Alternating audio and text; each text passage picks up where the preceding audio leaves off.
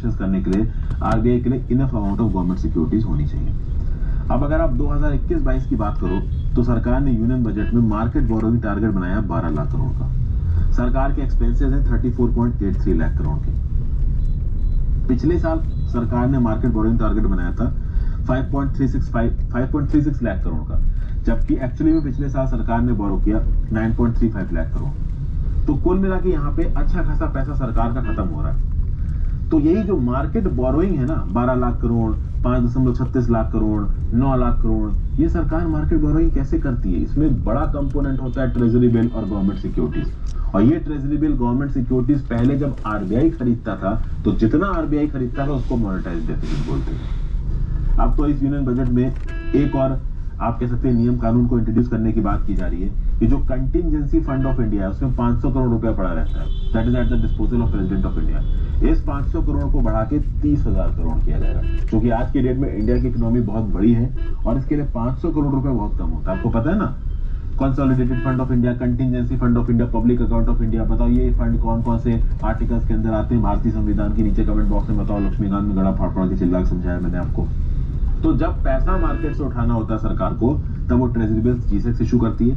Contingency fund के अंदर अब तक 500 करोड़ रहता था, सरकार ने प्रपोज किया है कि अब 30,000 करोड़ हम डालेंगे किसके अंदर, कंटिजेंसी फंड के अंदर। फिर यहाँ पे दो शब्द और दे रखे हैं, डेफिसिट बजट और सरप्लस बजट। इनका क्या मतलब? सिंपल है, जब भी बजट सरकार ने सामने पेश किया, समझो जब भी बजट सरकार ने सामने पेश किया, अगर मान लो सरकार ने ओवरऑल एस्टिमेट्स एक्सपेंडिचर के रिसिप्ट से ज्यादा दिखा रखे हैं, तो एक्सपेंडिचर के एस्टिमेट्स रिसिप्ट से ज्यादा हैं तो डेफिसिट बजट है।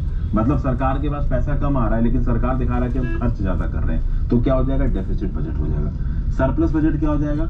जिस बजट में सरकार दिखाए कि हमारे पास पैसा ज्यादा आ रहा है पर खर्चा हम कम कर रहे हैं, तो वो सरप्लस बजट हो जाएगा, क्योंकि खर्चा कम है और पैसा ज्यादा आ रहा है। तो डेफिसिट बजट मतलब खर्चा ज्यादा और पैसा कम आ रहा है। सरप्लस बजट मतलब पैसा ज्यादा आ रहा है और खर्चा कम हो रहा है। ज्यादातर सरकारें दुनिया भर की डेफिसिट बजट दिखाती हैं, क्योंकि जो सरकार सरप्लस बजट दिखाएगी उसको ऐसा समझा जाएगा कि ये डेवलपमेंट नहीं करना चाहती, ये लोगों के लिए पैसा नहीं खत्म करना चाहती, ये पैसा बचाना चाहती है। तो पॉपुलिस्ट पॉलिटिक्स में काम हो नहीं पाएगा, अगली बार इलेक्शन नहीं जीत पाओगे। इसलिए ज्यादातर सरकारें दुनिया भर में डेफिसिट बजट को ही लेके आती। तो ये था डेफिसिट और सरप्लस बजट। मोनेटाइज्ड डेफिसिट हमने समझ लिया, प्राइमरी सरप्लस हमने समझ लिया, प्राइमरी डेफिसिट हमने समझ लिया। आई होप आपको ये वीडियो पसंद आई दोस्तों।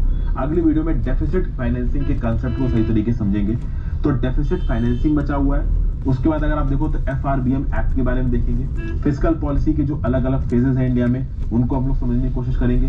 फिर जीरो बेस्ड बजटिंग करके एक कंसेप्ट है, उसको हम लोग समझेंगे। और ओवरऑल इसके बाद जो हमारा चैप्टर है वो खत्म हो जाएगा। थोड़ा बहुत फिस्कल कंसोलिडेशन के बारे में भी बात कर लेंगे। उसके बाद कुछ भी इस चैप्टर में नहीं बचेगा। पब्लिक डेब्ट के बारे में आपको हल्का फुल्का मैं बताता हूँ। So thank you for watching friends. ज्यादा से ज्यादा लोगों के साथ इस वीडियो को शेयर करिए। ये 18वां चैप्टर काफी इंपॉर्टेंट है, इसके स्टैटिक टॉपिक्स काफी इंपॉर्टेंट है, इसलिए बीच में भी थोड़ा समय लग रहा है। आशा करता हूँ आपको अच्छा लग रहा होगा। ज्वाइन बटन दबा के हेल्प करें, अगर हो सकता है इंस्टाग्राम पे फॉलो कर लें, टेलीग्राम ग्रुप ज्वाइन कर लें, हर चीज कर लें, नीचे डिस्क्रिप्शन बॉक्स में दे रखा है। Have a great day, good bye.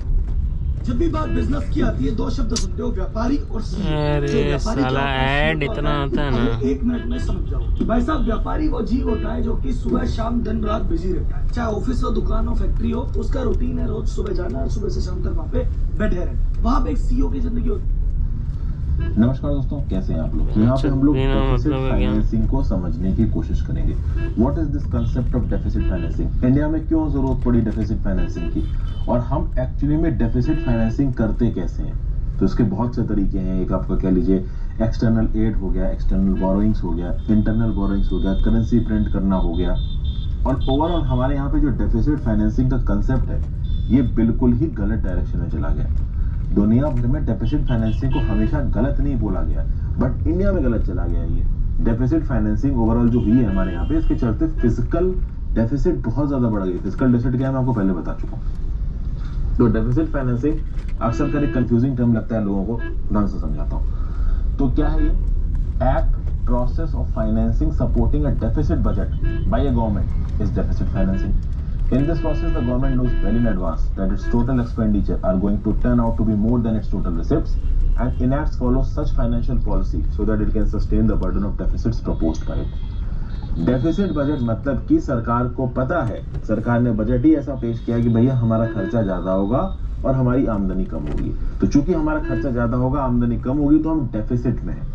और वो जो डेफिसिट में है हम, वो जो पैसा हमारे पास कम है, जो कि हमने बोला हम एक्स्ट्रा खत्म करेंगे लेकिन हमारी इनकम में नहीं आ रहा है, उसके लिए कहीं ना कहीं से तो फाइनेंस का जुगाड़ करना पड़ेगा ना।